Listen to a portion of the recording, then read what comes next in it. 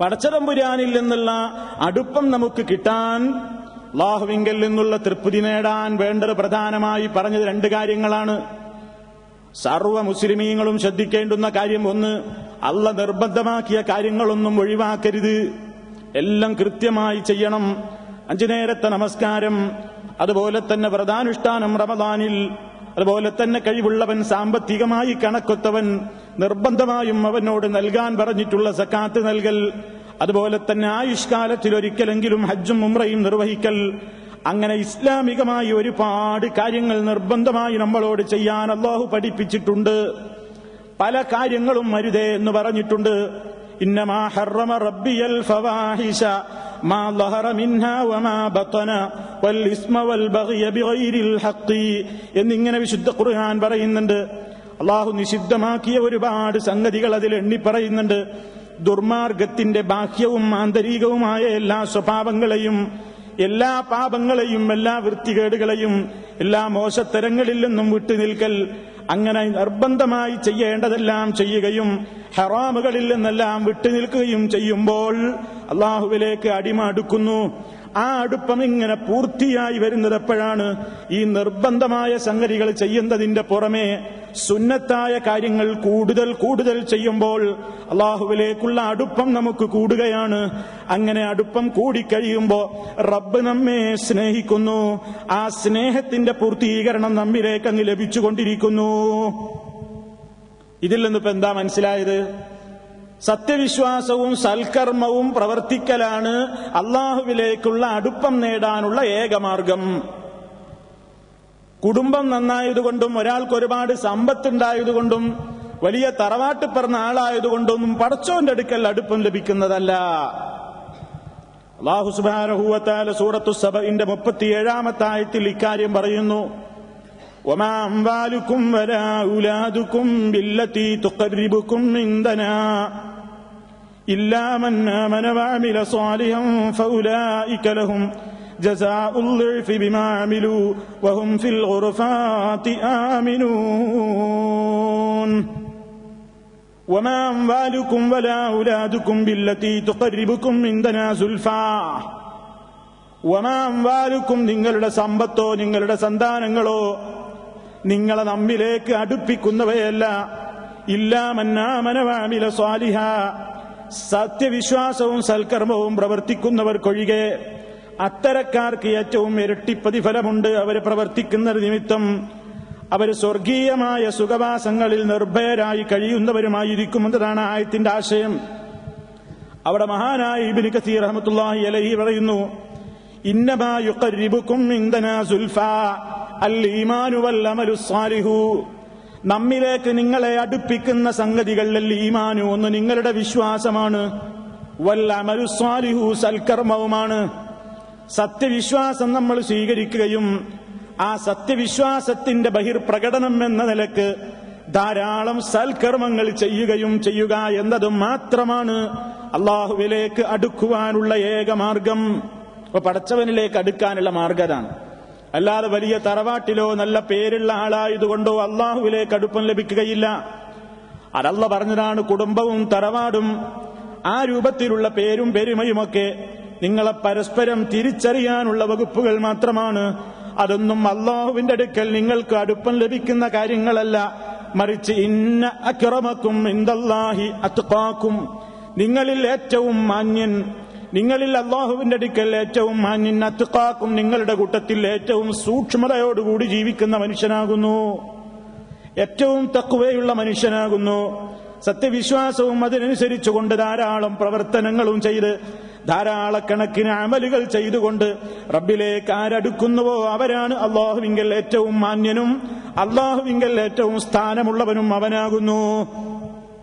അപ്പൊ ഇങ്ങനെ ധാരാളം സൂക്ഷ്മത പാലിച്ച് നല്ല നല്ല കാര്യങ്ങൾ ചെയ്ത് അല്ലാഹുവിന്റെ മാർഗത്തിൽ ത്യാഗം സഹിച്ചുകൊണ്ട് വിജയം നേടാൻ വേണ്ടി അല്ലാഹു നമ്മളോട് ആവശ്യപ്പെട്ടിരിക്കുന്നു.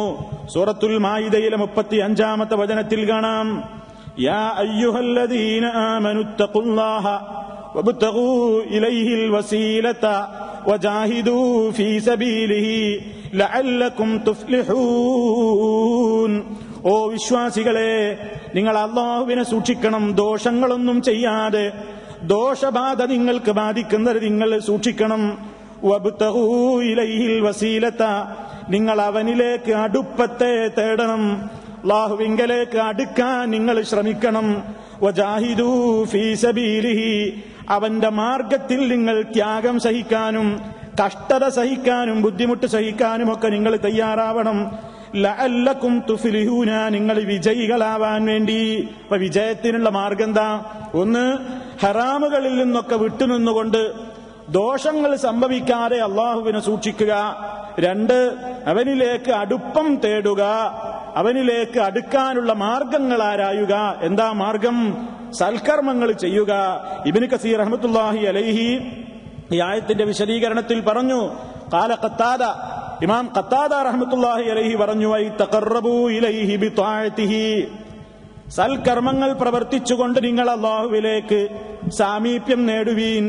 വല്ലമലി ബിമാ യുർദീഹി, അവനെ തൃപ്തിപ്പെടുത്തുന്ന അമലുകൾ ചെയ്തുകൊണ്ടും. എന്നിട്ട് ഇബ്നു കസീർ റഹ്മത്തുള്ളാഹി അലൈഹി പറയുന്നു, വഹാദല്ലദീ ഖാല ഹൗലാഇൽ അഇമ്മത്തു ലാ ഖിലാഫ ബൈനൽ മുഫസ്സിരീന ഫീഹി, ഈ ഇമാമിങ്ങളെല്ലാം പറഞ്ഞത് അല്ലാഹുവിലേക്ക് അടുക്കുവാനുള്ള മാർഗം ധാരാളം സൽക്കർമ്മങ്ങളിലൂടെയുള്ള മാർഗമാണെന്നാണ്. ആ അഭിപ്രായം ലാ ഖിലാഫ ബൈനൽ മുഫസ്സിരീന ഫീഹി, ഖുർആൻ വ്യാഖ്യാതാക്കളിൽ ആർക്കിടയിലും അതാണ് അതിന്റെ ഉദ്ദേശം എന്ന കാര്യത്തിൽ ഒരു അഭിപ്രായാന്തരവുമില്ല. അപ്പൊ എന്താ ആകത്തുക ഇപ്പൊ മനസ്സിലായത്?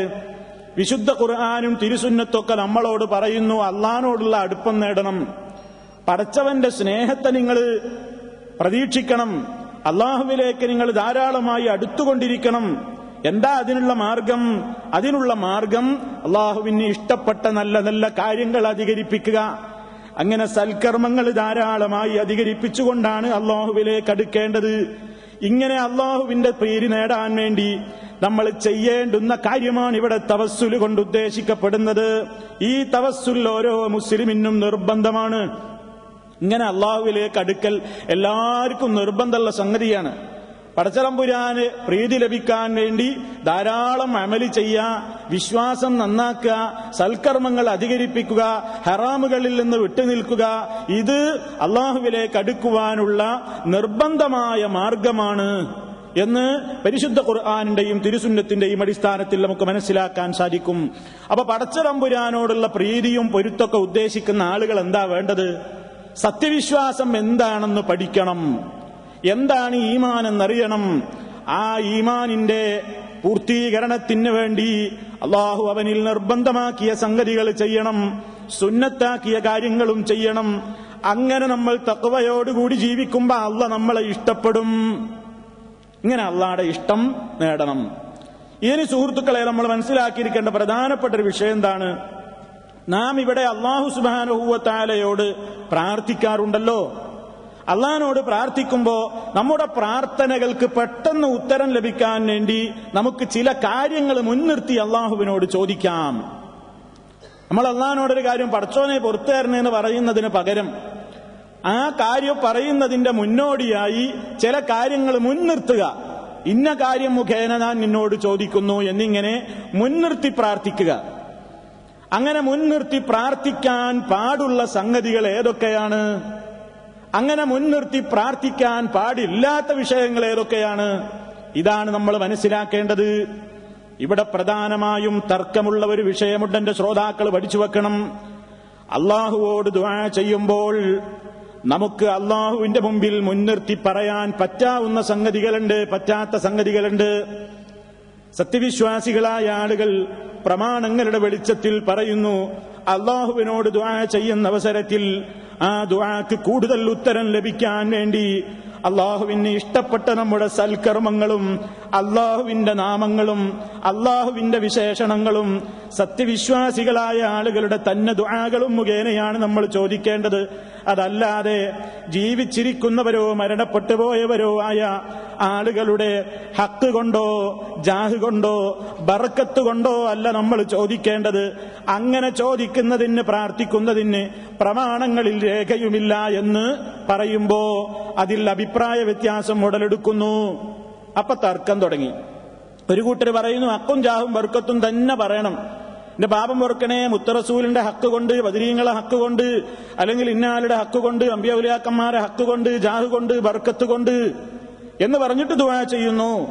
ഒരു കൂട്ടർ പറയുന്നു അങ്ങനെ ദുആ ചെയ്യുന്നതിന് നമുക്ക് മാതൃകയില്ല, മറിച്ച് അള്ളാഹുവിന്റെ റസൂലും സഹാബത്തും നമുക്ക് കാണിച്ചു തന്നൊരു മറ്റൊരു മാർഗമാണ് എന്ന് വേറൊരു കക്ഷിയും പറയുമ്പോ ഇതിലേതാണ് സത്യം എന്ന് മനസ്സിലാക്കപ്പെടാൻ പ്രമാണങ്ങളുടെ വെളിച്ചത്തിൽ വിശകലനം ചെയ്യപ്പെടേണ്ടതുണ്ട്. അതുകൊണ്ടാണ് ചില കാര്യങ്ങൾ ഓർമ്മപ്പെടുത്തുന്നത്. നമ്മുടെ പ്രാർത്ഥനയുടെ സന്ദർഭത്തിൽ ആ പ്രാർത്ഥനയ്ക്ക് കൂടുതൽ ഉത്തരം കിട്ടാൻ വേണ്ടി, ഉത്തരം പെട്ടെന്ന് ലഭിക്കാൻ വേണ്ടി